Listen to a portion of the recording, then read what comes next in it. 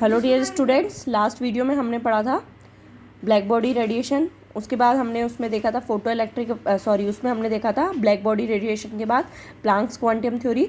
और इस वीडियो में हम पढ़ने वाले हैं फोटो इलेक्ट्रिक इफेक्ट। तो फोटो इलेक्ट्रिक इफेक्ट क्या होता है बच्चों कि जब किसी मेटल सरफेस पे कोई लाइट को इंसिडेंट किया जाता है तो इस मेटल सरफेस से क्या होता है, इलेक्ट्रॉन निकलते हैं जिसको हम एक डिटेक्टर के थ्रू देख सकते हैं। तो इस तरह से एक सेटअप होता है, वैक्यूम चैम्बर होता है और यहाँ पर हम क्या करते हैं, एक लाइट इंसिडेंट डाली जाती है तो यहाँ से मेटल से इलेक्ट्रॉन डिटैच हो जाता है जिसको हम डिटेक्टर के थ्रू देख लेते हैं। और जो इलेक्ट्रॉन इजेक्ट होता है इसको हम कहते हैं फोटो इलेक्ट्रॉन। तो this is the phenomena of ejection of electrons from the surface of metal when light of suitable frequency strike it. The eject electron is called photoelectron. अब इसके बारे में important observations देखते हैं। The electrons are ejected only when photon of sufficient energy hits the metal surface. देखो बच्चों, क्या होता है कि मैंने अभी बोला कि हमारे पास एक मेटल सरफेस है जिससे इलेक्ट्रॉन बाहर निकलेगा। तो इलेक्ट्रॉन जब तक बाहर नहीं निकलेगा जब तक कि जो ये लाइट है इसके पास सफिशिएंट अमाउंट ऑफ एनर्जी नहीं होगी। और ये जो सफिशिएंट अमाउंट ऑफ एनर्जी होती है इसको हम कहते हैं मिनिमम फ्रिक्वेंसी जो होती है, इसको हम कहते हैं न्यू नॉट और इसको कहते हैं थ्रेशोल्ड फ्रिक्वेंसी। तो मेटल के पास क्या होनी चाहिए, थ्रेशोल्ड फ्रिक्वेंसी होनी चाहिए। If the frequency is less than nu naught no electron are ejected. यदि जो फोटोन है, जो एनर्जी मिल रही है, यदि वो न्यू नॉट से कम वैल्यू की है तो वहाँ से किसी भी इलेक्ट्रॉन का इजेक्शन नहीं होगा। The minimum energy required to eject the electron h nu naught is called work function, और इसको हम क्या कहते हैं, वर्क फंक्शन भी कहते हैं। ये एक फर्स्ट पोस्टुलेट था। सेकेंड में क्या हुआ कि जो इलेक्ट्रॉन इजेक्ट हो रहा है इसकी वेलोसिटी डिपेंड करती है फ्रीक्वेंसी पे। जो जितनी हम इस पर फ्रीक्वेंसी अप्लाइड करेंगे इसकी वेलोसिटी उस फ्रीक्वेंसी पे ही डिपेंड करेगी। तो the velocity of electron ejected depends upon the frequency of the incident radiation and is independent of the intensity. इसकी इलेक्ट्रॉन की वेलोसिटी पे इंटेंसिटी का कोई फ़र्क नहीं पड़ता है, it depends only and only on the velocity.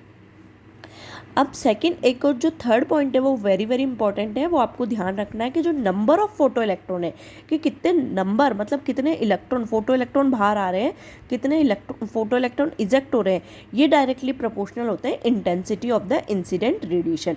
हमने कितनी इंटेंसिटी की रेडिएशन को अप्लाइड किया उस पर डिपेंड करते हैं नंबर ऑफ फोटो इलेक्ट्रॉन। तो दो चीज़ें आपको बिल्कुल ध्यान होनी चाहिए कि जो वेलोसिटी है इलेक्ट्रॉन की वो डिपेंड करती है फ्रिक्वेंसी से और it is independent of intensity, और जो नंबर ऑफ फोटो इलेक्ट्रॉन है it will be depend on the intensity of the incident radiation. अब ये जो सारे फैक्ट्स थे ये हम इलेक्ट्रोमैग्नेटिक रेडिएशन के थ्रू समझ नहीं पाए थे, है ना। क्यों? क्योंकि जो इलेक्ट्रोमैग्नेटिक रेडिएशन जो थ्योरी थी उसने क्या बताया था कि according to this theory since radiations are continuous therefore it should be possible to accumulate energy on the surface of the metal irrespective of its frequency, and then radiation of all frequency should be able to eject the electron, and the energy of the electron eject should depends upon the intensity of the incident radiation। तो ये हम पढ़ के आए थे जिसको electromagnetic radiation के through हमको इसका एक्सप्लेनेशन नहीं मिला था। तो अब ये जो फोटो इलेक्ट्रिक इफेक्ट है इसका जो एक्सप्लेनेशन दिया था साइंटिस्ट थे हमारे पास आइंस्टीन, उन्होंने 1905 में इसका एक्सप्लेनेशन दिया और उन्होंने प्लैंक्स क्वांटम थ्योरी की हेल्प से इसका एक्सप्लेनेशन दिया। बच्चों, उन्होंने क्या समझाया कि जो मेटल सरफेस होती है जिस पे हम जब कोई भी लाइट डालते हैं तो ये लाइट जब सफिशिएंट अमाउंट ऑफ एनर्जी इसके पास होता है तो ये एनर्जी क्या काम करती है कि जो मेटल के एटम्स हैं तो एटम्स के बीच में क्या वहाँ पर क्या प्रेजेंट होता है, फोर्स ऑफ अट्रैक्शन प्रेजेंट होगा। किसके बीच में? न्यूक्लियस के बीच में और इलेक्ट्रॉन के बीच में। तो जब हम इस पर एनर्जी डालेंगे तो ये एनर्जी क्या करेगी, इस फोर्स ऑफ अट्रैक्शन को तोड़ने का काम करेगी, ओवरकम करेगी। और जब ओवरकम होगा, जब बॉन्ड लूज हो जाएगा तभी इलेक्ट्रॉन क्या होके इजेक्ट होके बाहर हो जाएगा। तो जब तक इतनी एनर्जी नहीं आ रही है इसके पास कि इलेक्ट्रॉन बाहर नहीं निकल पाए तब तक क्या होगा, ये इलेक्ट्रॉन इससे बाहर नहीं निकलेगा। और जैसे ही सफिशिएंट एनर्जी आएगी तो यहाँ से क्या होगा, फोर्स ओवरकम हो जाएगा और इलेक्ट्रॉन इजेक्ट हो जाएगा। तो photon give its entire energy to metal and electron will be detach from the atom only when the energy of the photon is sufficient to overcome the force of attraction of electron by the nucleus. That's why photoelectrons are ejected only when the incident light has new node. तभी हमने इसको क्या बोला था, जब तक उसके पास threshold frequency नहीं होगी जब तक इलेक्ट्रॉन बाहर नहीं आएगा। क्यों? क्योंकि वो जो बॉन्ड है वहाँ पर जो अट्रैक्शन है, बॉन्ड नहीं बोलेंगे, फोर्स ऑफ अट्रैक्शन बोलेंगे, वो ओवरकम नहीं हो पाएगा। और जैसे यदि ओवरकम हो जाएगा तो इलेक्ट्रॉन क्या हो जाएगा, बाहर आ जाएगा। सेकेंड इसमें हमारे पास था कि new is greater than nu not. और न्यू क्या है, frequency of incident light, frequency of incident light. और न्यू नॉट क्या है, थ्रेशोल्ड फ्रिक्वेंसी। यदि हम इनका डिफरेंस निकालें तो ये डिफरेंस किसके बराबर आता है, ये डिफरेंस बराबर आता है then the excess energy is given to electron is known as its kinetic energy. तो ये h nu minus h nu naught is equal to half M we square. और हाफ एम वी स्क्वायर क्या है, electron की energy है।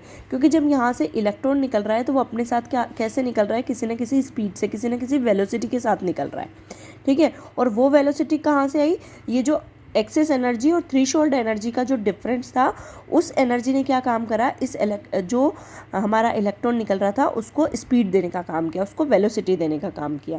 तो यहाँ से आप देख सकते हैं इस तरीके से हमने H nu is equal to half M we square plus H nu not और half M we square plus H nu not को मैंने अभी बताया था वर्क फंक्शन भी कहते हैं, तो इसको डब्ल्यू नॉट भी मैं यहाँ पर लिख सकती हूँ।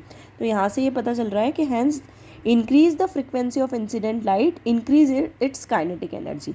अब देखो जितनी ज़्यादा हम फ्रिक्वेंसी की लाइट यहाँ पर यूज़ करेंगे, जितनी ज़्यादा फ्रिक्वेंसी होगी जिस लाइट की, तो फ्रिक्वेंसी ज़्यादा होने के कारण क्या होगी, वो जो यहाँ पर जो डिफरेंस है वो ज़्यादा होगा और इलेक्ट्रॉन की उसके कारण क्या होगी, काइनेटिक एनर्जी ज़्यादा होगी।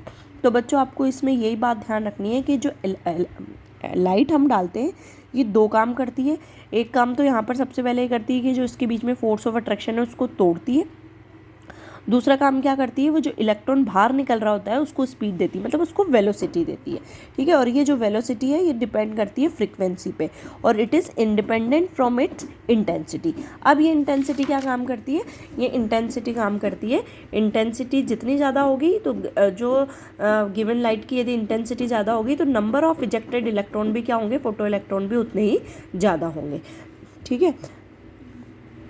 तो intensity increases of the given light, number of ejected electron increases, but the energy of these electrons are not alter. यहाँ पर मैंने एक रिलेशन लिखा है, 1 इलेक्ट्रॉन वोल्ट जो होता है वो होता है 1.602 इंटू 10⁻⁻19 जूल के। ये आपको याद रखना है, ये न्यूमेरिकल में काम आता है, ठीक है।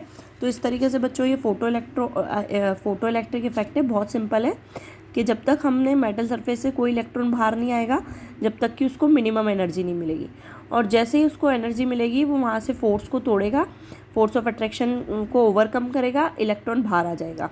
और जो एक्सेस एनर्जी है, जो एक्सेस एनर्जी कहाँ से मिली, फ्रीक्वेंसी और थ्रेशोल्ड फ्रीक्वेंसी का जो डिफरेंस था, वो एनर्जी, वो डिफरेंस क्या काम करेगा, जो इलेक्ट्रॉन इजेक्ट हो रहा है उसको वेलोसिटी देगा, मतलब वो उसकी काइनेटिक एनर्जी उसकी से हम पता कर लेंगे, ठीक है। तो इस तरीके से ये है फोटो इलेक्ट्रिक इफेक्ट, जिसको आइंस्टीन ने explanation by using the Planck's quantum theory के बेसिस पे एक्सप्लेन किया था।